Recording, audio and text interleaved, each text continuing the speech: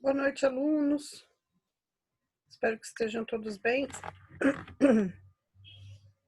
Hoje a gente vai para a nossa penúltima aula. Nossa próxima aula já é a prova final da avaliação da disciplina de biossegurança. Até agora a gente já viu precauções, como que a gente faz para se cuidar, o que a gente pode usar, as limpezas e tudo mais. E hoje a gente vai ver um pouquinho das principais doenças às quais a gente, enquanto profissionais da área da saúde, estamos expostos, tá bom? E o que a gente pode fazer, o que tem cura, o que não tem, o que a gente pode melhorar na nossa condição, né, enquanto profissionais da área de saúde, tá bom? Como de costume, eu vou deixar para vocês o conteúdo da aula, né, para pesquisa, a atividade complementar valendo nota e eu vou deixar também o conteúdo complementar, tá bom? Da nossa aula. Qualquer coisa eu estou à disposição, é só consultar, tá bom? E aí, nossa próxima aula já é a provinha. Eu vou compartilhar a tela com vocês para a gente começar a apresentação, tá bom? Então, como eu falei, hoje a gente vai falar um pouquinho sobre as principais doenças às quais nós estamos expostos por estarmos lidando direto com os pacientes, tá bom? Uma delas, antes disso, as principais doenças, elas são várias, né? Só a gente vai falar de algumas delas, das principais, as que são mais, as que mais atingem os profissionais da área de saúde, tá bom? Eu posso adquirir ao longo da carreira, como eu posso não adquirir desde que eu me proteja, tome as vacinas que a gente tem que tomar, use os EPIs que a gente tem que tomar, tá bom?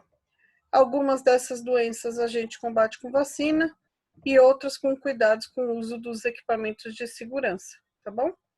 Algumas doenças que a gente vai ver hoje: HIV, hepatite B, hepatite C, tuberculose, influenza, e dar uma pincelada na pandemia de Covid-19, que é o que a gente está vivendo nesses anos, né? Desde 2019, quando começou lá na China, 2020 no Brasil, né? O primeiro caso em março, e agora em 2021 a gente ainda continua com muitos casos, com muitos óbitos, a pandemia continua, os cuidados são necessários, e quando será que isso acaba, né? Qual que é a previsão da OMS? A gente vai ver isso também, tá bom?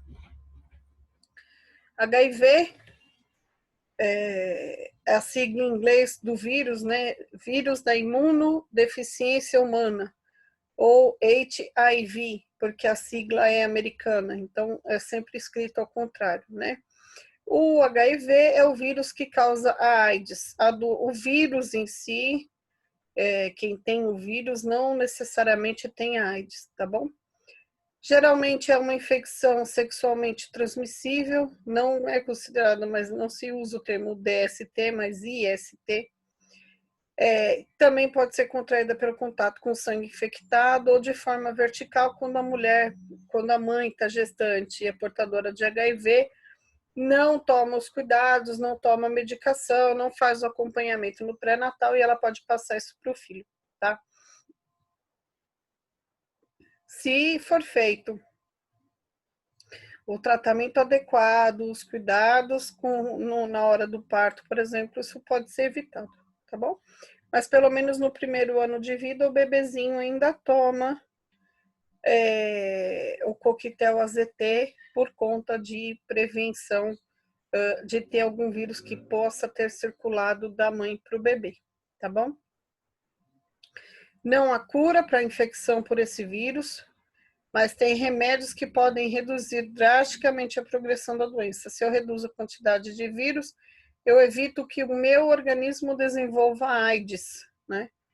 E essas drogas ainda reduziram o número de mortes em decorrência da infecção em grande parte do planeta, tá? Não é um tratamento fácil, tem muitos efeitos colaterais, vai precisar de muita atenção, muito cuidado de todo mundo da área da saúde, tá? Não é só o médico, não é só o enfermeiro, né? Então a pessoa aprende a conviver com o vírus, tá? No Brasil, de acordo com o UNAIDS, né, que é o Programa das Nações Unidas sobre HIV/AIDS, no Brasil a incidência entre pessoas de 19 a 45, de 15 a 49 anos, é de 0,6. Isso foi uma atualização ainda de 2013. E aí o Brasil ainda estava com uma incidência maior do que Bolívia e Chile. Olha o absurdo a que ponto que chega, né? Como eu já falei, o HIV não é a mesma coisa que a AIDS, né? A AIDS é uma doença crônica e que pode ser fatal. Dificilmente a gente vai ver um diagnóstico de causa-morte como AIDS, mas sim por alguma doença associada a ela, tuberculose, pneumonia, infecção generalizada, porque a AIDS debilita o sistema imunológico da pessoa, né? E aí, isso, como eu tenho o sistema debilitado, porque ela atinge as células, exatamente as células de defesa, o CD4, por exemplo, e o CD8, mas em especial o CD4, ela vai fazer com que o organismo esteja suscetível a outros invasores, né? E aí eu não tenho como combater essas infecções, que são as chamadas infecções oportunistas, porque eu não tenho uma defesa muito bem elaborada, uma vez que a minha célula de defesa está infectada pelo vírus. E aí, geralmente, não é incomum vocês verem, por exemplo, pacientes com AIDS, né, também infectados pela tuberculose, tá? Pelo bacilo da tuberculose. Alguns sintomas que pode surgir pela pessoa infectada pelo HIV: febre, mal-estar, mancha pelo corpo, aumento dos linfonodos ou das ínguas, dor de cabeça, dor no músculo, erupções cutâneas, né, que são aquelas feridas, calafrio, dor de garganta, úlceras orais ou genitais, dor nas articulações, sudorese noturna, diarreia e tosse. Se chega nessa evolução, você já está, por exemplo, com alguma outra doença associada e, por decorrência disso, você apresenta esses sinais e sintomas. Ela não tem um sintoma específico para da AIDS mesmo, tá bom? E aí eu tô lá trabalhando, puncionei um paciente, me contaminei, e o paciente é sabidamente soropositivo. Ou me contaminei lá na caixa de pérfuro porque alguém inadvertidamente deixou a caixa com a agulha para fora. E aí o que eu vou fazer, né? Primeira coisa que vai ser aberto o CAT, a gente vai obrigatoriamente coletar os exames de sangue, tá? Se eu sei a fonte, eu coleto da fonte, se a fonte autorizar. Se a fonte não autorizar, eu considero como uma fonte desconhecida, e aí obrigatoriamente eu vou começar um esquema de tratamento que é o PEP, que chama do Ministério, chamado profilaxia pós-exposição, tá? Exatamente para prevenção da infecção pelo HIV, tá? Isso é disponibilizado para profissionais da saúde que se acidentaram ou para algumas vítimas de violência sexual. Obrigatoriamente, via de regra, todo e qualquer esquema de tratamento e medicações do HIV são de uso e fornecimento exclusivo do Sistema Único de Saúde. A gente não consegue, por exemplo, chegar lá vou lá na farmácia e vou comprar um antirretroviral. Isso não vai acontecer. Obrigatoriamente, esses medicamentos são de uso e fornecimento do SUS ou dos postinhos de saúde. Nos hospitais, geralmente a farmácia fica com 1 a 2 kits desse PEP, porque a gente tem um tempo para se iniciar esse tratamento, e quanto mais rápido iniciado, mais eficaz e a chance de você não desenvolver a infecção por HIV é maior. E aí você tem esse esquema, esse tratamento inicial. Se for utilizado, o hospital faz o pedido de reposição do kit para o SUS. Isso é associado à notificação compulsória, que é obrigatória a ser feita, tá bom? Os medicamentos do PEP são os mesmos que são usados no tratamento para HIV, tá? E quanto mais cedo iniciado logo após a exposição, é melhor.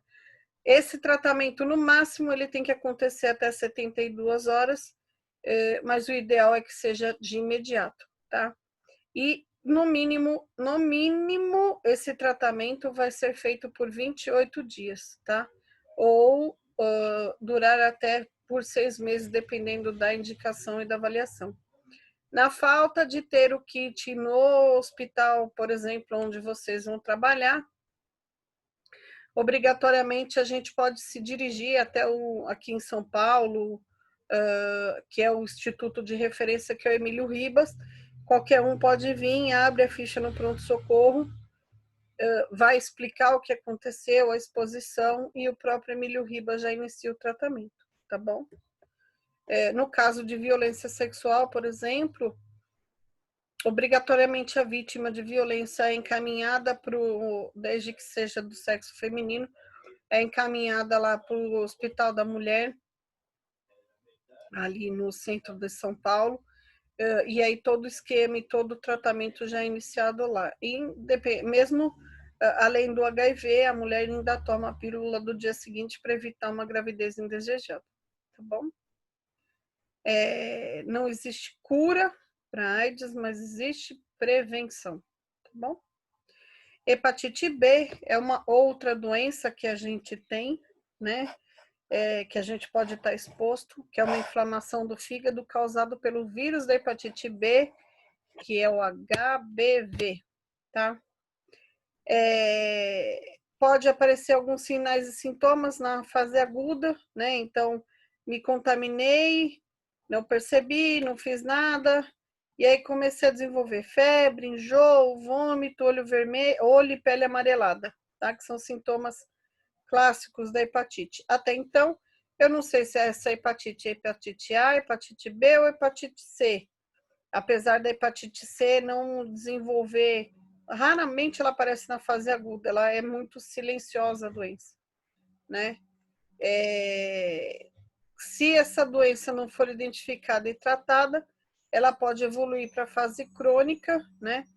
Que pode ser assintomática ou de uma forma mais grave de comprometimento do fígado, pode evoluir para uma cirrose, alteração na função, pode ser que seja necessário a realização de um transplante de fígado, tá? De qualquer forma, se a gente se contaminou por alguma agulha ou por alguma coisa que eu não sei, a gente vai ter que fazer os testes de sorologia para HBV, tá? Que é para detectar a presença do vírus ou não, tá? Quem é profissional da área da saúde, obrigatoriamente vai ter que fazer alguns exames e alguns controles que eu já vou passar para vocês, tá bom? Feito isso, feita a identificação do vírus na corrente sanguínea, o médico vai iniciar o tratamento o quanto antes e indicar o melhor tratamento, tá bom? A gente se previne tomando a vacina, tá? Da hepatite B. São 3 doses que tem que se tomar. Geralmente na infância não é dada, mas na fase adulta a gente toma. E quem é profissional da saúde é obrigatória essa vacina, tá? Então a gente toma. Tomei hoje, depois de um mês eu vou tomar, depois de 6 meses eu vou tomar. Espero 2 meses depois do término desse esquema, eu vou fazer a sorologia anti-HBS. Ah, professora, tomei os 3 doses bonitinha no intervalo certo, fiz o exame, não pegou, não tem anticorpo, vai fazer o esquema de novo. Fiz de novo, não pegou, vai fazer o esquema de novo. Se não pegar no terceiro esquema, não é mais feito nada, e se você tiver contato com o vírus, o tratamento é iniciado como se você já tivesse a infecção pelo vírus, tá bom? Porque você não tem anticorpo para combater esse vírus, tá? Geralmente ela tem uma cura espontânea, uma vez que a grande parte da gente é vacinado, tá? Então, o próprio organismo vai criar esses anticorpos e eliminar o vírus, tá? Mas em alguns casos ela pode se tornar crônica e o vírus permanece no organismo pela vida toda. Não necessariamente ele vai te causar algum dano ou fazer você desenvolver a doença novamente. Por conta disso, quem já teve qualquer uma dessas doenças aqui, hepatite B, hepatite C, HIV, é impedido de fazer doação de sangue, tá bom? Sinais e sintomas, então, enjoo, vômito, cansaço, febre baixa, falta de apetite, dor abdominal, dor nas articulações e nos músculos, tá bom? O vírus é um vírus bem danadinho, bem chatinho. Ele consegue sobreviver fora do corpo, desde que tenha uma presença de sangue, mesmo que imperceptível ou visível a olho nu. Se tiver uma fonte ali para ele sobreviver, ele dura até semanas, tá? Diferente do vírus do HIV, que fora do organismo ele não sobrevive, tá? Então ele tem que estar obrigatoriamente dentro do organismo, tá bom? Hepatite C também é uma doença do fígado, mas causada pelo vírus da hepatite C, ou HBC. Geralmente é uma doença silenciosa, que foi o que eu falei, ela não apresenta sintomas nessa fase inicial. Não existe cura, não existe tratamento, não existe vacina, tá? Infelizmente, se a gente se contaminar, só nos resta rezar e esperar que o organismo vai desenvolver a doença de uma forma mais grave, tá? Via de regra, como ela é silenciosa, ela só aparece esses sinais e sintomas da fase grave, né, da fase crônica, até 10 anos depois do contato inicial com o vírus. Tá? Tamanho a quantidade de fatos que vão acontecendo no organismo que a gente não vai percebendo e ela vai evoluindo de forma silenciosa até destruir o fígado, tá bom? Desde que tenha exposição ao vírus, é feita a dosagem do TGP, que é uma proteína do fígado, para ver como que esse fígado tá? Então, é feito isso logo após o contato e de 6 em 6 meses o acompanhamento para identificação de alguma lesão no fígado, tá bom? Em alguns casos, que são os casos mais graves da doença, já na fase crônica, usa-se 2 medicações, que é o interferon e a ribavirina, que são 2 antirretrovirais. Mas o efeito colateral é tão grave, tão grave, tão grave, que pode causar inclusive lesões de pele e outras alterações no organismo, que isso dificulta muito o tratamento. Então, é o último do último caso, da última opção que se tem para reduzir a carga de vírus e tentar salvar a pessoa, tá? Além dessas complicações de cirrose, ela pode provocar varizes esofágicas, hemorragias, e aí, nesse caso, o único tratamento que se tem é o transplante de fígado para tentar prolongar um pouco a vida da pessoa, tá bom? Necessariamente ela continua com o vírus circulando, o que vai acarretar a lesão do próximo fígado que ela receber, tá bom? Uma outra doença que a gente tem é a tuberculose, né, que a gente tem bastante contato. Via de regra, quem trabalha nesses hospitais de doenças infecto-contagiosas pega muito dessas doenças, tá bom? Então, tuberculose é muito associada ao HIV, né?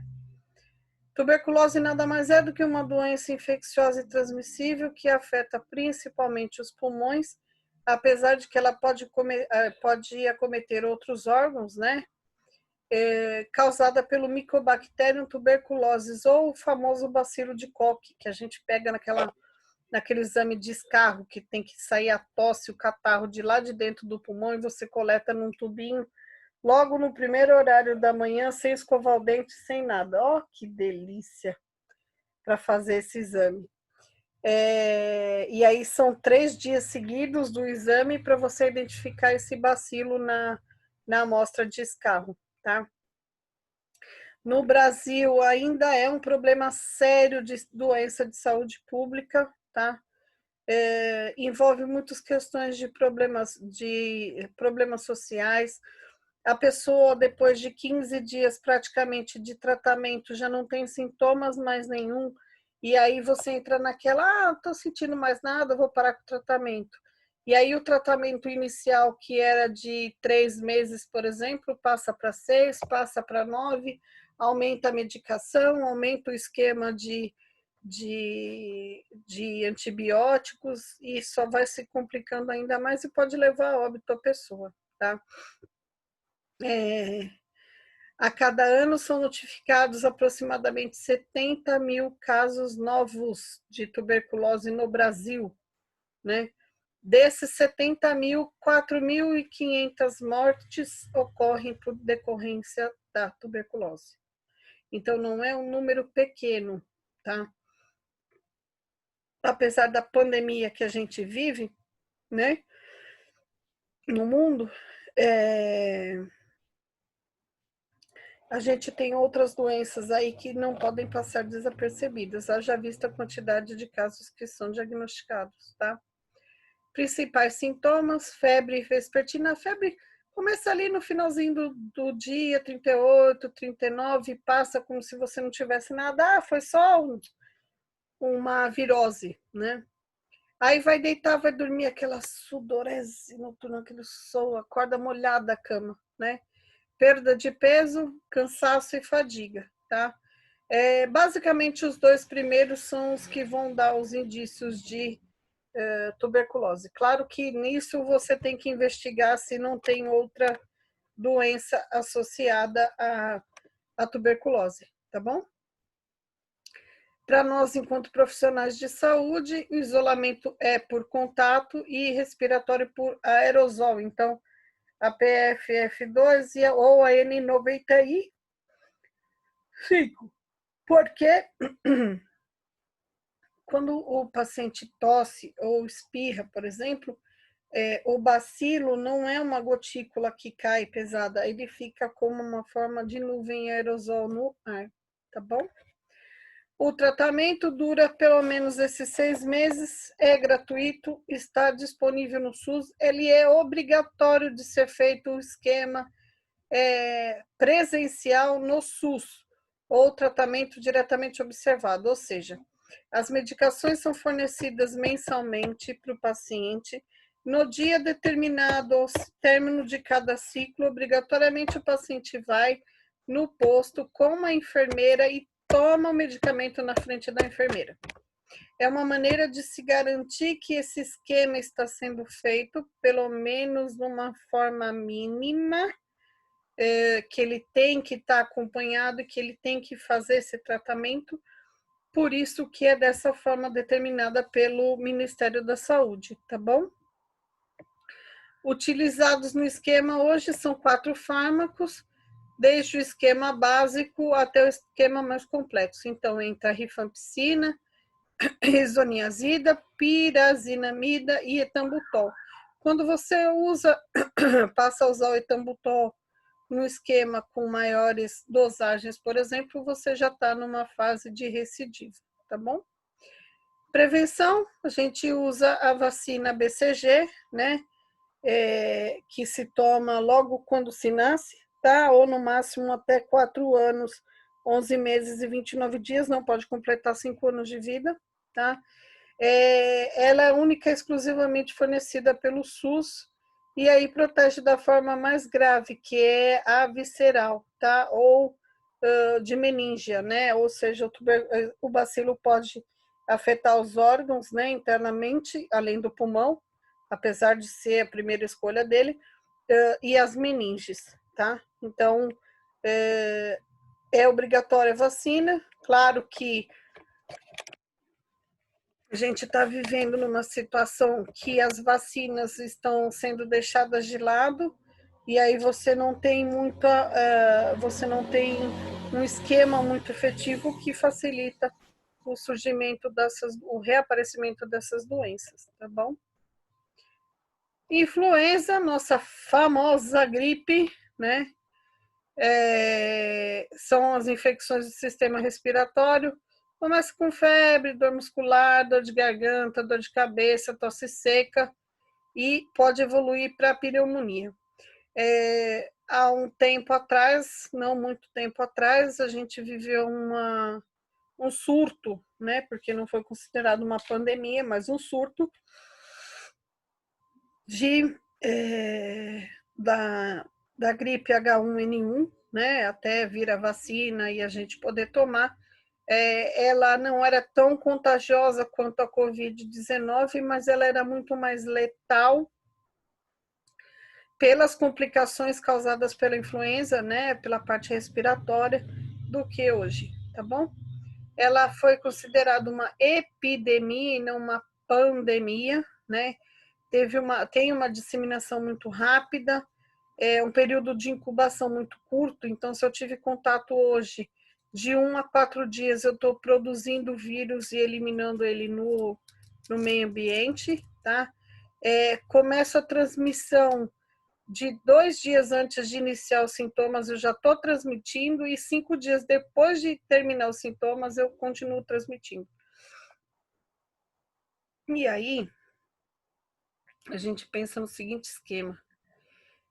Por que lá no Japão, na China, quando qualquer um está com qualquer sintoma respiratório, já usa máscara? Para evitar a contaminação, para evitar a disseminação. E aí no Brasil, precisou chegar, por exemplo, uma pandemia para a gente aprender a usar máscara, né? No caso da influenza, geralmente é isolamento respiratório por gotícula e de contato, tá bom? E a forma de prevenção é a vacina, que é feita anualmente. Nós, profissionais da saúde, temos o privilégio de ser os profissionais os primeiros a tomar essa vacina, tá bom? Claro que ninguém é obrigado a tomar nada, mas, via de regra, o ideal é que isso aconteça, tá bom? A gripe espanhola foi uma gripe famosa, né? Influenza famosa. Aconteceu de 1918 a 1919. No Brasil foi bem complicado porque não se tinha ideia dessas questões de isolamento, higiene, as condições eram bem precárias de saneamento básico, e aí a gente sofreu muito, né? O Brasil sofreu muito com a gripe espanhola. No mundo todo, mais de 20 milhões de pessoas morreram, tá? Até se começar a fazer a questão que hoje em dia, que lá atrás na gripe espanhola já se escutava. Mantém distanciamento, mantém isolamento, lava a mão, se proteja, coisa que a gente continua sem fazer. E aí a gente chega nos dias de hoje com esse novo vírus, né, que está assolando o mundo, chamado Covid-19, né? Pouco se sabe ainda sobre esse vírus, o que se sabe é que ele é altamente contagioso e letal, né? Geralmente morre-se por complicações, tá bom? Hoje, a orientação é se manter o isolamento de contato e por aerosol, então entra-se todo paramentado, com face shield e tudo, tá bom? Por conta desse alto índice de contaminação, tá bom? Em abril do ano passado, a OMS decretou ele como decretou a infecção por Covid-19 como um evento pandêmico, né? Ou seja, o mundo inteiro foi afetado, o mundo inteiro está perdendo milhões de vidas, porque nem todos se cuidam da maneira como deveria, tá bom? Então, milhões de pessoas contaminadas no mundo e mais outros milhões de óbitos que não adianta colocar um número agora, porque daqui 6 minutos a gente vai já ter mais outros milhões de mortes, tá? Um alento que está chegando é a vacinação, que começou no mundo todo, né? Laboratórios, grandes laboratórios correndo na produção, no estudo, na pesquisa, né? E aí a gente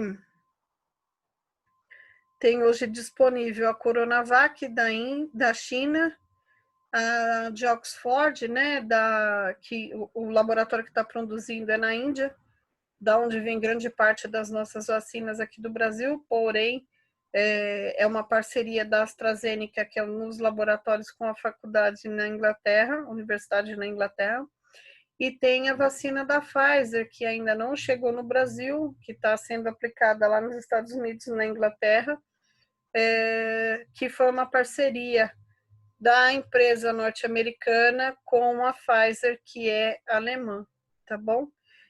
Infelizmente, as melhores previsões da OMS dizem que essa pandemia só vai acabar em 2023, uma vez que é o tempo mínimo que se tem para vacinar toda a população mundial, ou quase toda, né? Chegando a mais de 95% de vacinação no mundo. Então, o que nos resta? Se cuidar, o que nos resta é tomar todas as medidas, né, que são orientadas desde a OMS até os nossos governantes e se cuidar, né? A gente só precisa fazer a nossa parte para não prejudicar aqueles que a gente ama, tá bom? Espero que tenham entendido. Qualquer dúvida eu estou à disposição. Uma boa noite a todos. Tchau, tchau.